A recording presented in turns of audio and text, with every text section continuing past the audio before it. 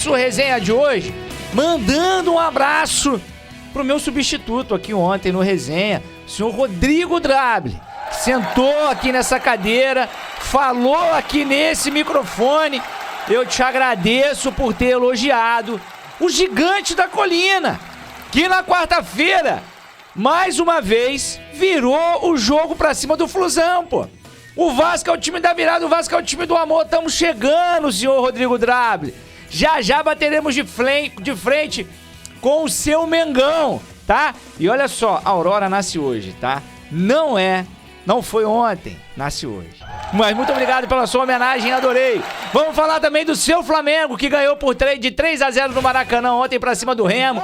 Vamos falar de Botafogo, que perdeu, e vamos ter muito assunto aqui. Não sai daí não, porque já a gente tá de volta. Rádio KaBuM. Tá no ar o programa que junta futebol, risada e informação, com a cara do Brasil e o coração de Barra Mansa. Chega mais, porque agora é Resenha FM. No batuque da vida, o jogo flui.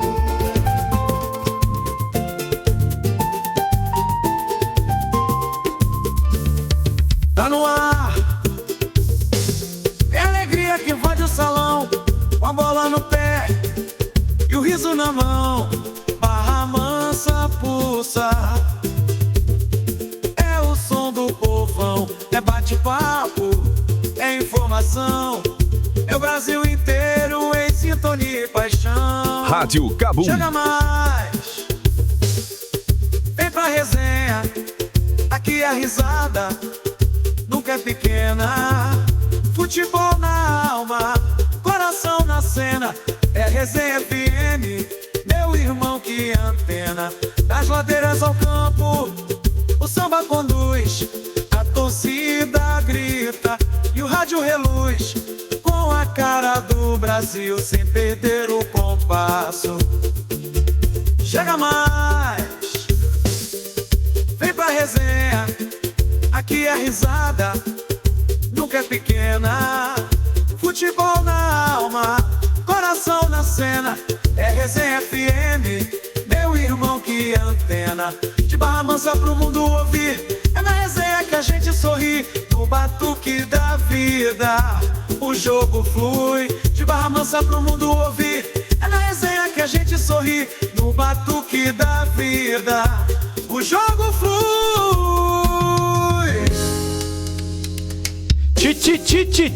Tiriti.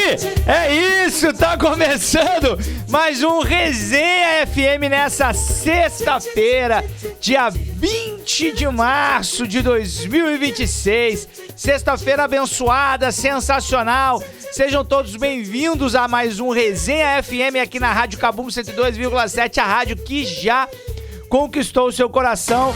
E tem muita coisa boa pra gente falar. Tem muita coisa bacana, vamos começar, tá?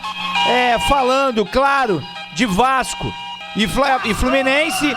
Então, Resenha FM tá no ar. Redonda News. Comunicando, Danilo Calegari. Na sintonia certa. 102 FM, Grupo KaBuM de Comunicação. 12:08. Redonda News. É isso, e com Redonda News a gente vai falando direto desse jogão aí. Então eu vou pedir pro Ed aqui, que não é só operador de áudio, ele é sonoplasta. Que é isso? É o que você quiser que ele seja, ele é. Entendeu? Então, já vou pedir pro Ed soltar o hino do Vascão e, em sequência, soltar também, claro, o hino do Flusão, porque vamos falar um pouquinho mais de como foi esse jogo de quarta-feira no Maracanã. Fluminense ganhando por 2-0, o Vascão virou. Todos cantar de coração, a cruz de Malta é o meu pendão. Tu tens o nome do herói do português, Vasco da Gama, tua fama assim se fez. Sou tricolor de coração, sou do clube tantas vezes campeão. Fascina pela sua disciplina, o Fluminense me domina. Eu tenho amor ao tricolor. Comunicando, Danilo Calegari. Isso é o tic-tac do Ed nas picapes da 102,7. Você tá achando que é pouca merda, né? Não. É coisa pra caramba. E olha só, a gente começa aqui o nosso resenha falando um pouquinho mais desse jogo de quarta-feira, né? Entre Vasco e Fluminense no Maracanã. É um jogaço de bola, principalmente o início do jogo, o primeiro tempo quase que todo e vamos dizer que uma boa parte também do segundo tempo. Uma grande partida do Fluminense. O Fluminense tem 3 derrotas no Maracanã, 3 derrotas pro Vasco. E o time do Zubeldia, sabemos que é um time muito bem armado.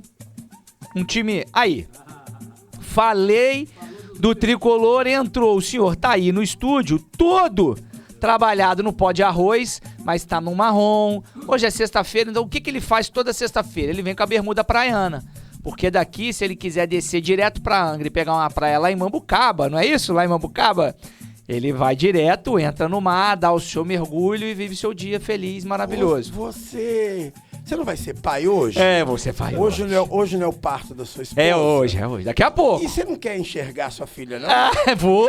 Às vezes chegar com o olho roxo no hospital, pode atrapalhar a visão. Mas aí não tem problema. Aí você me empresta esse óculos vermelho. Esse é do Tá Aí para Todos? Não. Isso aqui esses mimos que tá aí. Os mimos que tá aí vão receber. Não tem lá tudo mimo lá. O blogueiro, quando fala, vou abrir a caixa do meu recebido, o Taí tem um cômodo na casa dele de caixas ainda não abertas de tanto mimos. Na quinta-feira, é dia de recebidos.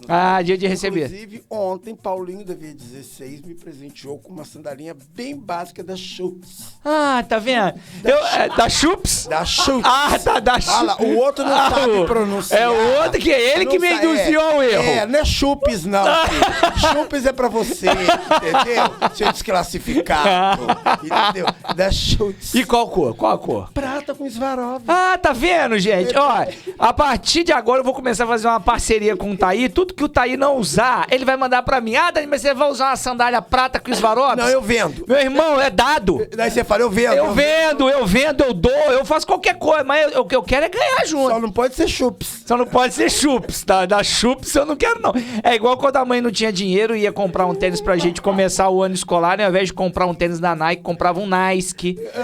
Comprava um Abibas ao invés do Adidas. Faz favor, Danilo Calegari. Você usou conga que chute. Para de loucura. Ih, muito. Você usou conga. Amarrado na chute. Para, tu sabe. Parecia uma sandália franciscana. Beijo. Fica aí com o resenha. E depois tem resenha esportiva do Tá Aí para Todos. Danilo Calegari, Adriele, Caio Sandesidério e Dudu Werneck. Bom demais. Hoje o negócio vai ficar bom. Hoje o Taí provavelmente sai casado do programa. Veremos. Não, a aliança já chegou. Já chegou? Então hoje vamos ver só se o padre tava com um probleminha, não sabe se ia poder vir pra fazer o casamento hoje. Aliança assinada, desse modelo preto que tá na minha mão, assinado pelo Caio Castro. Da grife dele. Aí o Caio casa. Não é pouca coisa, né? Não, né? Tem Caio Castro, Caio Sidério. Beijo, gente. Já estaremos lá no Tá Aí para Todos, falando ainda mais de futebol. Então, voltando aqui a falar do time do senhor Luiz Ubeldia, um time muito bom. Freitas foi pro banco, né? A zaga foi formada pelo Ignacio, pelo James, muito seguros no início do jogo. O Vasco não conseguia, né, entrar na defesa do Fluminense. O Vasco tomou um gol relâmpago aos 59 segundos. Uma falha bizonha, mais uma falha bizonha do senhor Hugo Moura, e que fica comprovado que Hugo Moura não pode mais vestir a camisa vascaína. E nada contra a pessoa e nem contra o jogador Hugo Moura, mas o Hugo Moura, ele nunca conseguiu ser um bom jogador vestindo a camisa do Clube de Regatas Vasco da Gama. Nunca foi um jogador confiável. O Hugo Moura entregava... mas o Hugo Moura fez gol que ajudou. O Hugo Moura... A quantidade de bolas, a quantidade de erros que o Hugo Moura proporcionou que o time adversário convertesse em gol e tudo... Enfim, é surreal.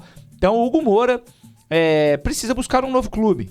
Precisa buscar novos ares.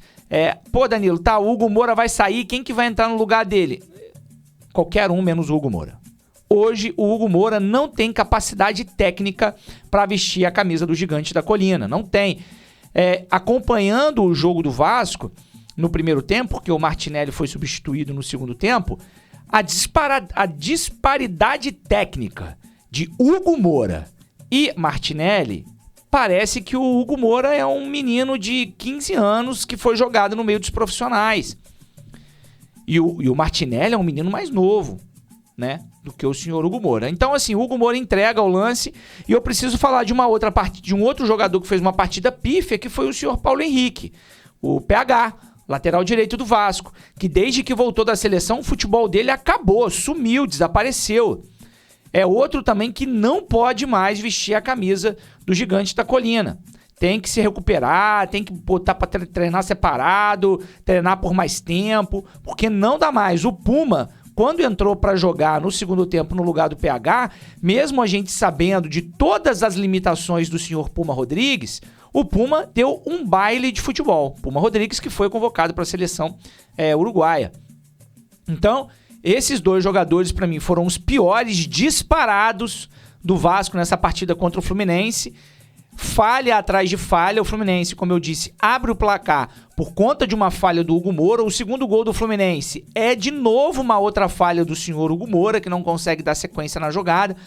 E aí, na virada para o segundo tempo, o Renato Gaúcho substitui esses dois. O Rojas entra no lugar do Hugo Moura e o Pumita entra no lugar do PH. O Vasco começa a se encaixar melhor em campo, começa a encontrar melhor as triangulações, consegue o primeiro gol com o Nuno, num corte errado ali do lateral esquerdo, o René. A bola sobra para o Nuno, que ajeita ali na entrada da área e consegue diminuir o placar ainda ali com os 18, 19 minutos do segundo tempo.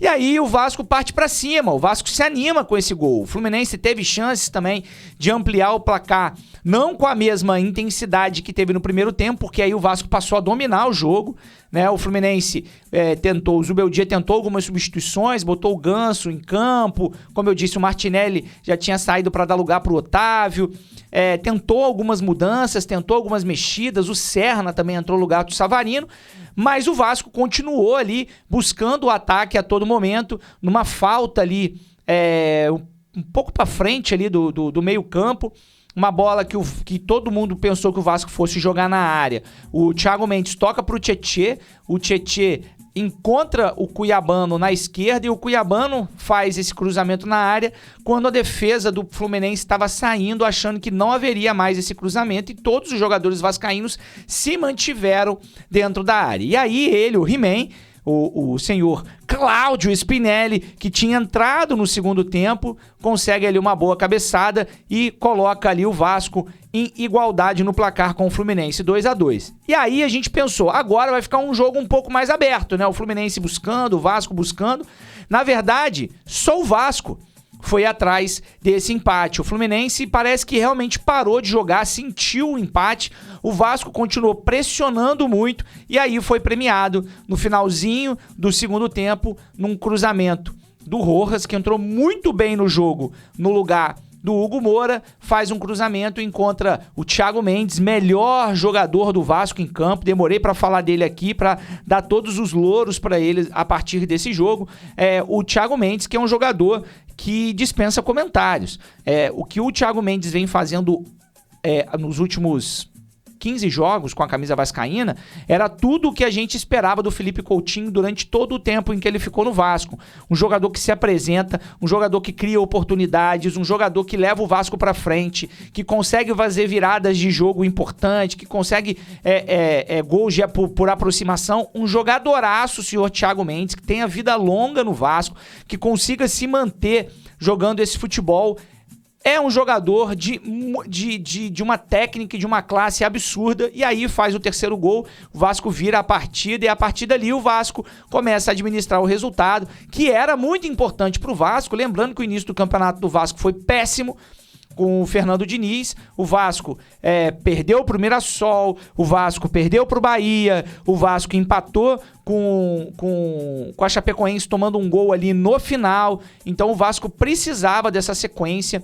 E nesses 3 jogos em que o Renato Gaúcho assumiu o comando técnico do Vasco, em 9 pontos possíveis, o Vasco conquistou 7, né? Uma vitória muito importante para cima do líder Palmeiras, 2-1 em São Januário. Depois empatou com o Cruzeiro em 3-3 numa partida em que o Vasco poderia ter saído ganhador, mas uma expulsão burra e infantil do senhor Barros. O Vasco fica com um jogador a menos. Mesmo com um jogador a menos, o Barros, que tinha feito 2 gols naquela partida, tinha empatado a partida pro Vasco, é expulso. Mesmo com um jogador a menos, o Vasco consegue fazer um 3-2 pra cima do Cruzeiro com o gol do Brenner, mas aí o Cruzeiro acabou conseguindo um empate com o Japa, terminou em 3-3 o jogo, mas o Vasco em 9 pontos conseguiu pontuar 7, né? Conseguiu fazer 7 pontos, o Vasco agora com 8 pontos na 10ª colocação do Campeonato Brasileiro. E nesse final de semana enfrenta o Grêmio no domingo em São Januário. São Januário lotado, como disse o Renato Gaúcho, não vai caber nem mosquito lá dentro. Ontem os ingressos já haviam esgotado, então a torcida vai empurrar o Vasco num jogo muito importante em que o Vasco precisa ganhar. Contra um adversário que hoje está a 3 pontos do Vasco na tabela, então o Vasco vai conseguir subir mais alguns degraus aí no Campeonato Brasileiro. O Renato Gaúcho enfrenta o seu mais um ex-clube, né? Enfrentou o Fluminense e agora enfrenta o Grêmio. Renato, que é muito ídolo lá no Tricolor Gaúcho. Então um jogaço de bola pro Vasco aí nesse domingo contra o Grêmio em São Januário, e nós sabemos que em São Januário o dever do Vasco é vencer, é ganhar sempre, não pode perder pontos em São Januário, coisa que o Fernando Diniz não vinha conseguindo também fazer à frente do comando vascaíno. O Vasco passou a perder muitos jogos em casa, perder muitos pontos em casa. Então o Vasco já ganhou com o Renato Gaúcho do Palmeiras, empatou fora com o Cruzeiro, ganhou no Maracanã como mandante do Fluminense e agora enfrenta em São Januário o Grêmio. Já o Tricolor das Laranjeiras, como eu disse, já vinha de uma partida em que deu muito mole também para o Atlético Paranaense no Maracanã. O Fluminense começou perdendo também um gol relâmpago no início do jogo do Mendonça, que vem jogando muita bola com a camisa do Atlético Paranaense, fazendo muitos gols. Saiu perdendo, o Fluminense conseguiu virar, conseguiu fazer o 3-1 para cima do Atlético Paranaense. Na verdade, o Atlético Paranaense fez o 2-1, o Atlético Paranaense com 1 a menos. Conseguiu empatar o jogo pra cima do Fluminense, e aí o Fluminense no finalzinho conseguiu virar, mas era pro Fluminense no primeiro tempo contra o Atlético Paranaense ter construído uma goleada pela quantidade de oportunidades que perdeu. Canóbio perdeu gol, John Kennedy perdeu gol, Lúcio perdeu gol, muita gente ali deu mole, mas o Fluminense acabou ganhando. E aí acontece a mesma coisa com o Vasco, o Fluminense ganhando de 2-0, gente, jogando um fino da bola. Abre o placar depois de uma falha bizonha ali do Hugo Moura, passe do Lúcio Acosta, gol do Fluminense. Depois o Fluminense amplia o placar, faz o 2-0, gol do Canóbio, tá? Foi passe do Lúcio, gol do Canóbio.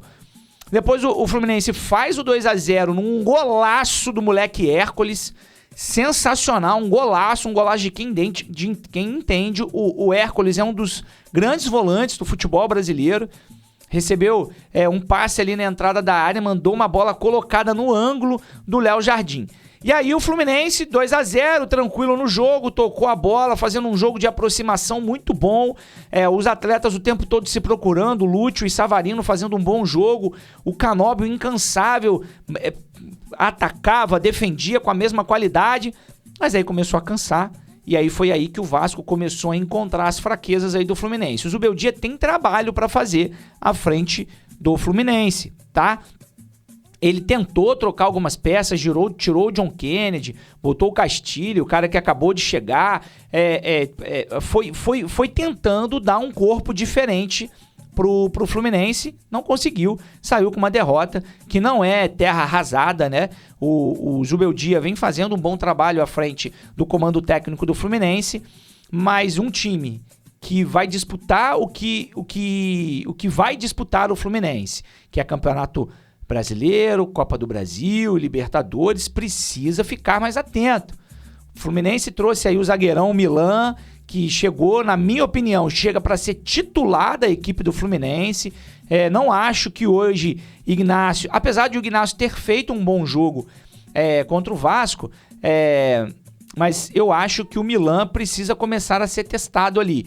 Eu repito uma outra coisa, com todas essas falhas de Freitas e Ignacio, eu não consigo entender por que o Fluminense não deu chance para o Igor Rabelo. O Igor Rabelo, que um bom zagueiro, formado no Botafogo, foi para o Atlético Mineiro, fez uma carreira extensa de anos no Atlético Mineiro. O Fluminense conseguiu buscar o Igor Rabelo, e o Igor Rabelo não tem oportunidade vestindo a camisa tricolor. Na minha opinião, o Igor tem qualidade para ser titular em muitas equipes. Já que não está tendo oportunidade ali no Fluminense, respirar novos ares. Tem uma semana ainda para a janela fechar. A janela fecha na semana que vem, na sexta-feira que vem. Acho que o Fluminense precisa começar a pensar. Para mim, James, incontestável, jogador que veio do Mirassol, vem cumprindo muito bem o seu papel, mas o Fluminense precisa repensar algumas posições, assim como eu também acho que precisa repensar a lateral esquerda. Guilherme Arana tá um nível muito acima do René. Mas o René tem a confiança do treinador? Não é um péssimo jogador? Claro que não. Mas o Arana tá melhor. E não dá para deixar o Arana no banco.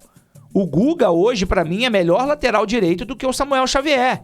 Samuel Xavier é líder dentro de campo, é capitão, sabemos da qualidade do Samuel, mas hoje, para mim, tem que jogar quem tá melhor, pô. Jogar quem tá melhor. E para mim, quem tá melhor é o Guga, minha opinião. Entendeu? Então eu acho que do meio pra frente o Fluminense já tá muito decidido ali com o Lúcio, com o Savarino, com o Canóbio, né? O Savarino ganhando a vaga do Serna, Canóbio, John Kennedy, aí vai ficar entre John Kennedy e Castilho, e aí Rodrigo Castilho, mas aí cabe ao Zubeldia, a diretoria tá dando peças para ele, para que ele tenha cada vez ali 2, 3 jogadores por posição e que quem entra para jogar nunca abaixa a qualidade de quem tá como titular. Então, o time do Fluminense é um time que vai dar muito trabalho esse ano, sim. Eu vi isso como num dos comentários durante a partida. Eu acho que o Fluminense vai ser um dos times a ser batido.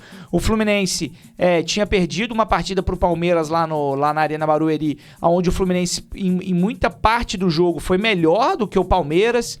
Ganha, sem sombra de dúvida, com o pé nas costas do Remo lá no Mangueirão por 2-0, e aí faz esse jogo já mais abaixo contra o Atlético Paranaense no Maracanã, e aí esse vacilo contra o Vasco dá esse mole contra o Atlético Paranaense, mas consegue o placar, né, de 3-2, e aí vem esse mole contra o Vasco. E agora o Fluminense precisa respirar, se preparar, porque o campeonato é longo, e se o Fluminense quer conquistar tudo o que deseja aí dentro do Campeonato Brasileiro, sabe que vai precisar ter mais atenção, principalmente ali no ataque, né? Não pode desperdiçar tantas chances, não pode perder tantas chances. Então, o Fluminense tem essa próxima partida aí, claro, não vai ser um jogo fácil contra o Atlético Mineiro no Maracanã, o Atlético Mineiro que vem de vitória, né, por 1-0.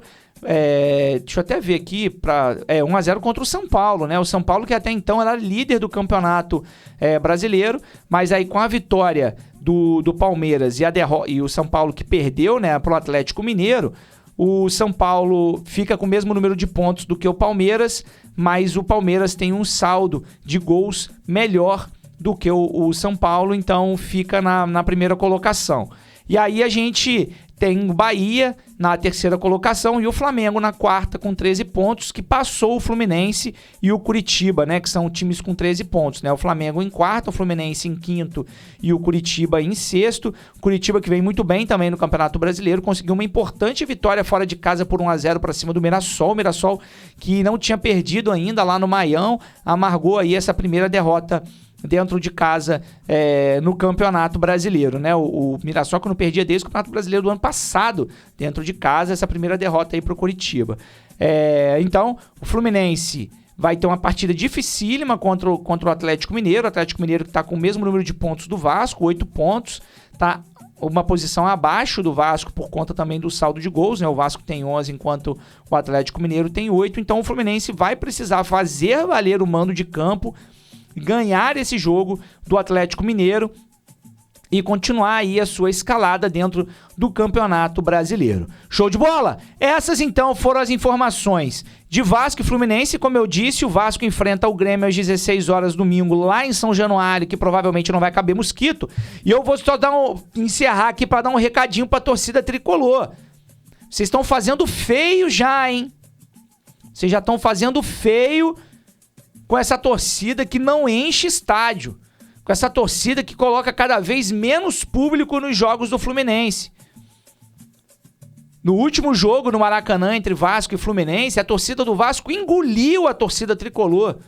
Tínhamos ali um pouco mais de 28 mil torcedores em São Januário e a gente devia ter por volta de quase 20 mil vascaínos e nem 10 mil tricolores.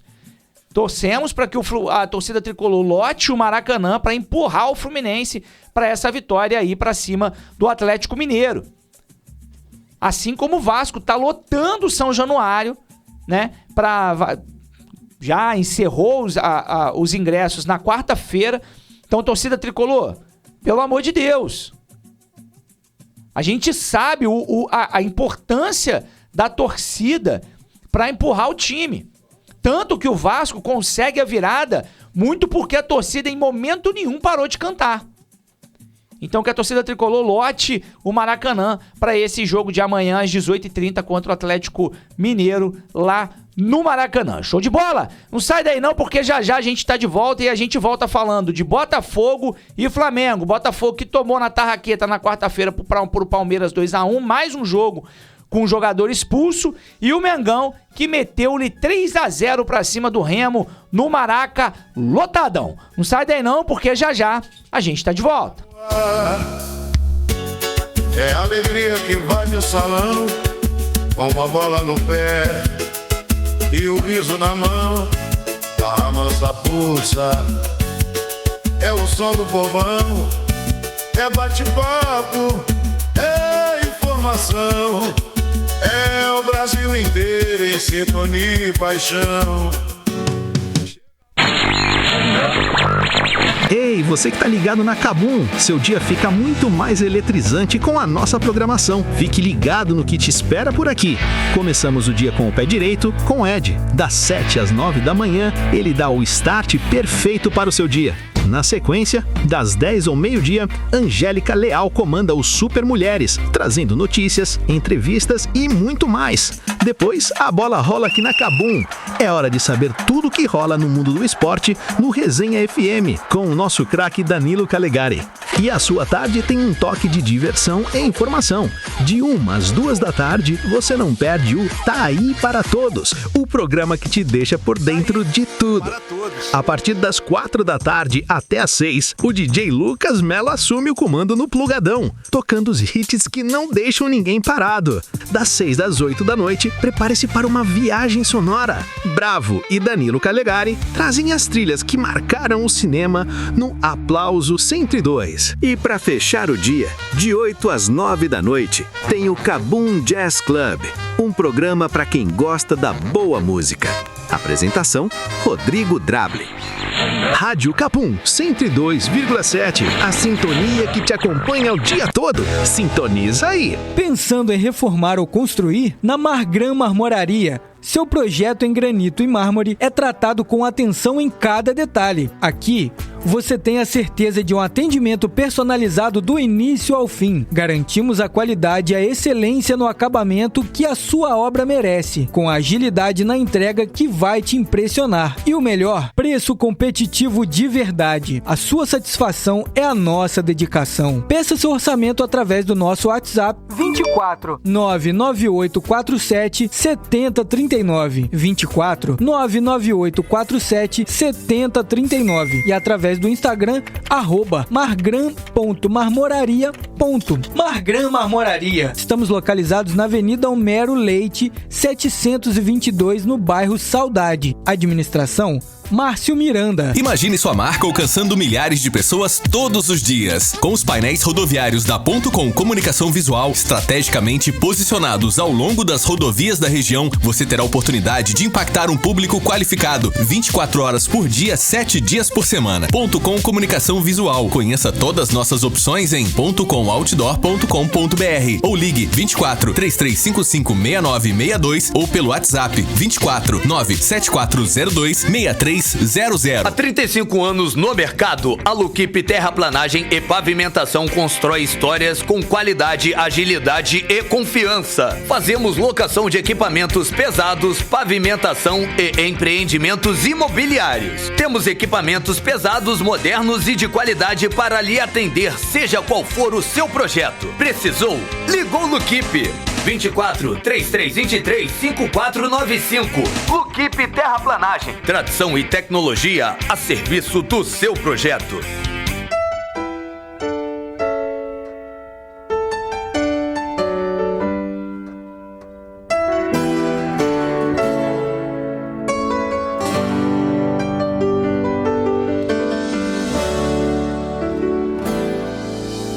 Hoje eu parei pra escrever alguma coisa assim sobre você e simplesmente me deixei levar pela emoção de poder lhe falar do dia em que você nasceu, vinda do amor de sua mãe e eu, um lindo presente que o Senhor nos deu, a realidade de um sonho meu. E quando você chorou, Deus me ensinou uma nova canção. Seus olhos de um anjo pequeno iam se fazendo minha religião. Coisas que de mim não saem. A primeira vez que me chamou de pai, vou lhe confessar agora, minha filha, com você eu aprendi que um homem tem que ter família. 15 anos faz agora, é de alegria que meus olhos choram. Meu pequeno anjo que agora fascina, para mim vai ser sempre minha menina. Filha, onde você vai, pode não sobrar um lugar pro seu pai, mas tenha certeza que eu vou sempre estar perto de você, onde quer que vá. Não é que eu vá te vigiar, não é que eu queira ser seu dono. Isso é só um cuidado de pai. Filha, eu te amo.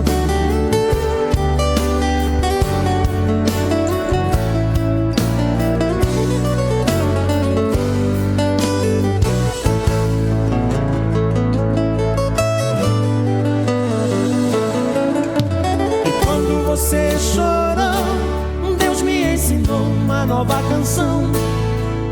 Seus olhos de um anjo pequeno iam se fazendo minha religião.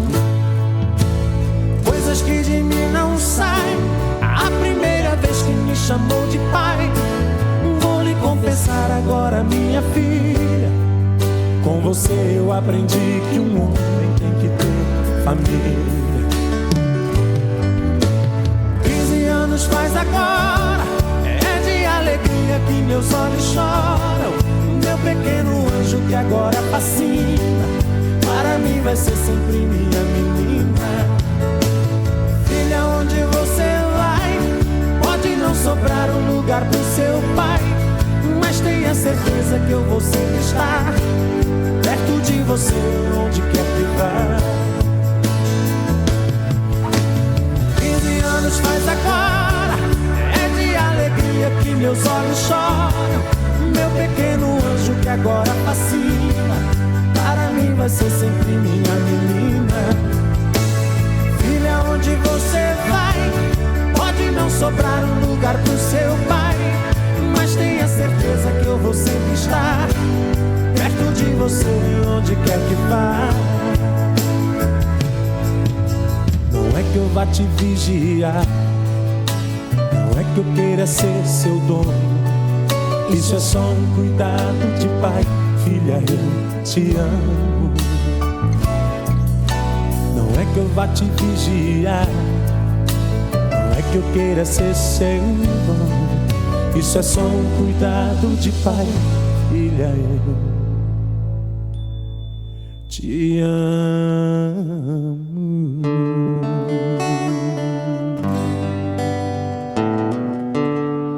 Na sintonia certa, 102 FM, Grupo Cabum de Comunicação. 12:39. Comunicando, Danilo Calegari. Redonda News. É isso, Danilo Calegari sou eu mesmo. O Redonda News está de volta e a gente já volta falando do Botafogo, né, gente? Que na quarta-feira tomou no isqueiro pro Palmeiras lá no Allianz Parque, 2-1 pro Verdão, primeiro gol do Arias com a camisa do Palmeiras.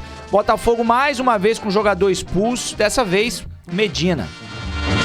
Botafogo, Botafogo, campeão desde 1910. Na quarta-feira, apesar de ter conseguido equilibrar as ações em determinado momento, o Botafogo voltou, né, a sofrer com falhas defensivas que determinaram, né, o andamento da derrota por 2-1 pro Palmeiras. O prejuízo no placar até poderia ter sido maior, mas esse fato pouco ajuda a atenuar a crise, né? Os erros repetidos só fazem crescer o momento conturbado do time sob o comando do Martim Anselmi. Botafogo que está na 18ª posição da tabela, ainda com jogos a cumprir, mas vai ficando cada vez mais complicada a vida do Botafogo, né? O Thaí entrou aqui, deve estar querendo saber onde que estão os convidados, né? Vou mandar mensagem aqui agora para esses dois.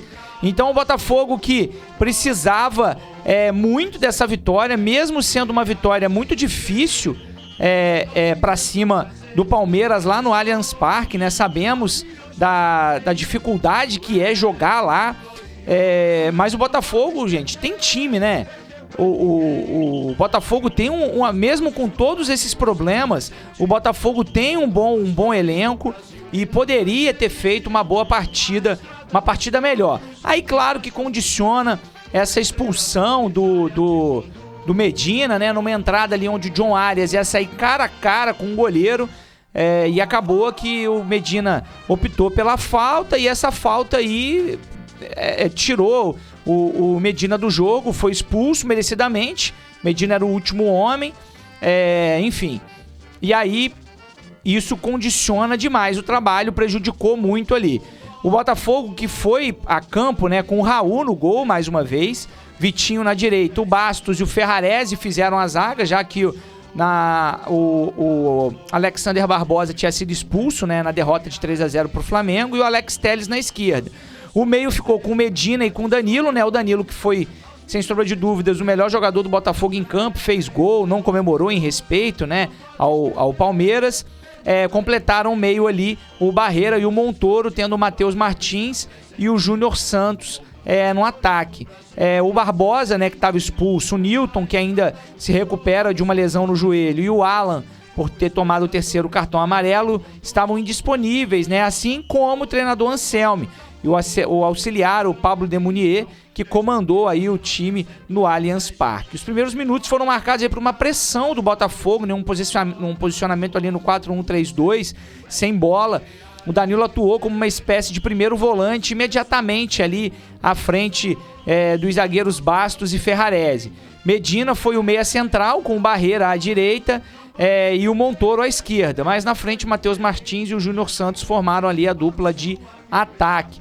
Não à toa, a primeira grande chance da partida veio do Botafogo, né? O Telles abriu com o Montoro, que cruzou. O Botafogo começa muito bem, cruzou ali, né? O Montoro, o Matheus Martins, que acabou finalizando para fora. O Botafogo começa muito bem o jogo, só que aí também um gol relâmpago do Palmeiras, né? Que o Andréas Pereira achou até que o gol fosse para ele, mas não foi. O árbitro assinalou o gol pro, se eu não me engano, acho que foi pro Alan, porque a bola desvia ali no Alan, né? E aí quando abriu o placar, isso mesmo, com o Alan. E aí quando abriu o placar, aí o Botafogo se perde um pouco mais no jogo, enfim, uma partida dolorosa, mais uma derrota aí dolorosa pro Botafogo, que o elenco se reuniu, né, para poder afastar aí a crise e reforçar a confiança no técnico Martim Anselmi, porque a gente sabe que a primeira coisa a se fazer é fritar o técnico, né? Mas o técnico não tem culpa, gente. O Botafogo ficou um tempão sem conseguir registrar com o jogador. O Anselmi não tinha zagueiro para escalar. Tava tendo que testar Matheus Ponte, Marçal, Newton. Então, podem ter todos os questionamentos aí, claro, né, na parte técnica e tática, mas não dá ainda para botar a culpa no treinador. E eu acho que o elenco realmente tem que se fechar, tem que se unir para fechar com o treinador, porque o treinador tá dando ali o seu máximo, assim como eu sei que os jogadores também estão, e com as contratações que o Botafogo trouxe, né, com os jogadores que o Botafogo conseguiu ir trazendo e incorporando esse elenco, o Botafogo que ainda tá tentando um zagueiro, né, tem negociações aí com um zagueiro lá do Goiás, tá tentando que esse jogador venha, que é o Anthony, um jogador de 20 anos que tem contrato até o fim do ano com o Esmeraldino, já pode assinar um pré-contrato. O Botafogo está tentando aí adiantar essa contratação, trazer o Anthony aí para reforçar esse elenco. Então o Botafogo está tentando dar peças para o Anselmi. Eu acho que isso é muito importante para que o Anselmi tenha mais tranquilidade para trabalhar. Já a gente vai trazer aí como que ficaram, né? Porque ontem teve sorteio da Sul-Americana, o Botafogo tá ali, já tem os seus adversários definidos, a gente vai trazer daqui a pouco. Então o Botafogo buscando aí alternativas ainda no mercado aqui nacional, até sexta-feira que vem o mercado tá aberto, o Botafogo buscando alternativas para reforçar esse elenco e dar um material humano cada vez melhor pro Martim Anselmi. Próximo jogo do Botafogo, contra o Red Bull Bragantino, lá em Bragança Paulista. Botafogo, então, não vai contar com o Medina, que foi expulso. Provavelmente já conta aí com a volta do Anselmi e com a volta do Alexander Barbosa. Vai precisar ganhar esse jogo do Bragantino. Bragantino também que não vem bem no campeonato, perdeu a sua última partida por 2-1. Então precisa ganhar, os dois times vão em busca dessa vitória. Tá. Deixa eu falar pra vocês aqui rapidinho, então, sobre o sorteio da Sul-Americana, né? Foram definidos aí, né, que os grupos da Sul-Americana, e eu quero trazer, na verdade, como que ficou todo o chaveamento aí da Sul-Americana, pra vocês já saberem aí isso, pra gente já saber. Já até abri aqui, Ed. Abri. Pra gente saber como que cada um vai jogar, quem que cada time vai enfrentar, como que ficaram aí os grupos, né? Grupos difíceis, tá? Do A ao H, isso aí.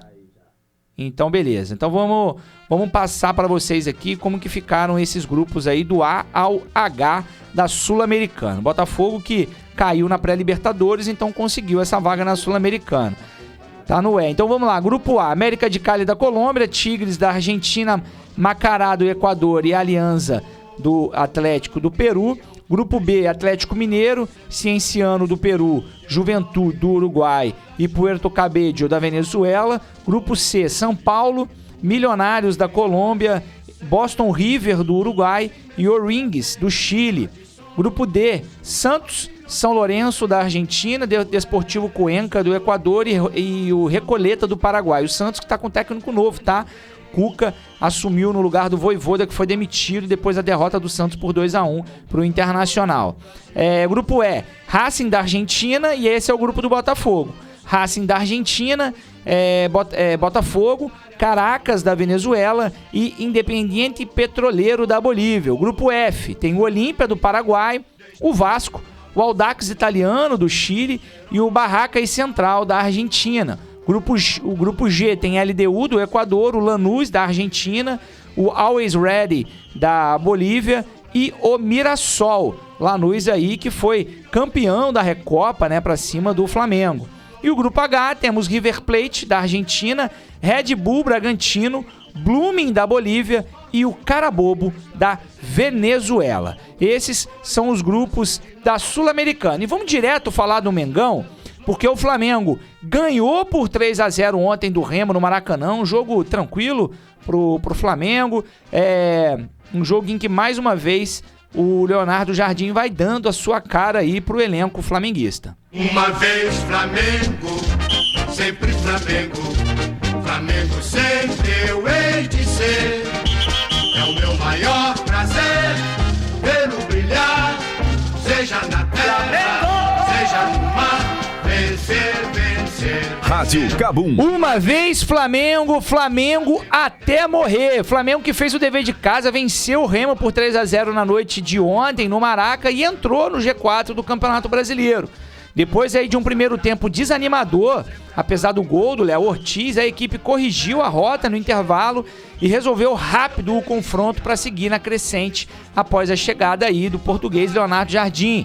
O início do jogo foi justamente tudo que o treinador não quer.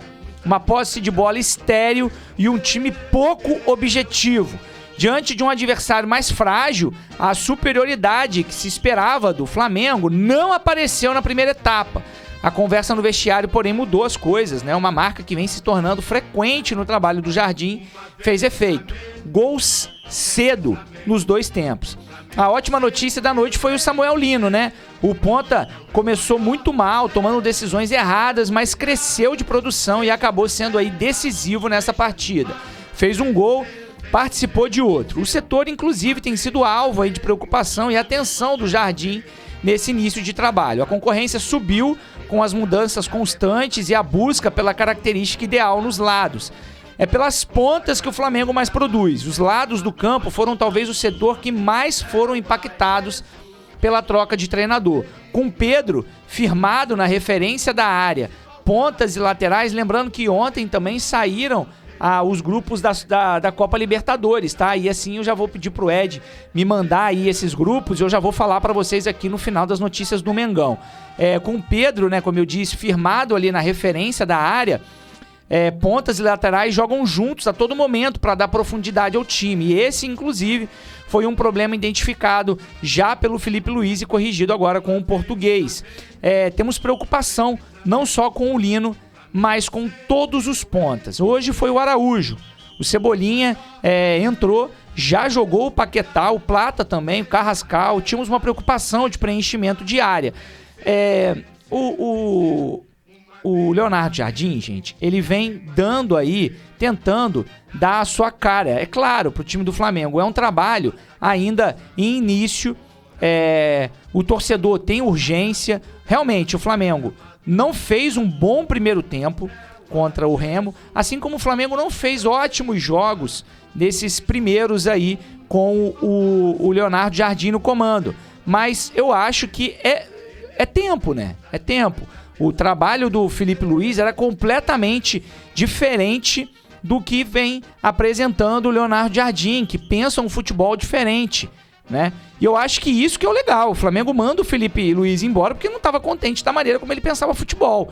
E aí trouxe um outro treinador, entendeu? Então precisa dar tempo. A torcida em algum momento se mostrou impaciente ali, principalmente por um primeiro tempo muito abaixo do que a torcida até estava acostumada a ver o Flamengo no ano passado, mas esse ano também não vinha jogando um bom futebol com o Felipe Luiz e ainda está se encontrando aí nas mãos do Jardim, que disse: temos preocupação não só com o Lino, mas com todos os pontas. Hoje foi o Araújo, o Cebolinha entrou, já jogou o Paquetá, o Plata também, o Carrascal.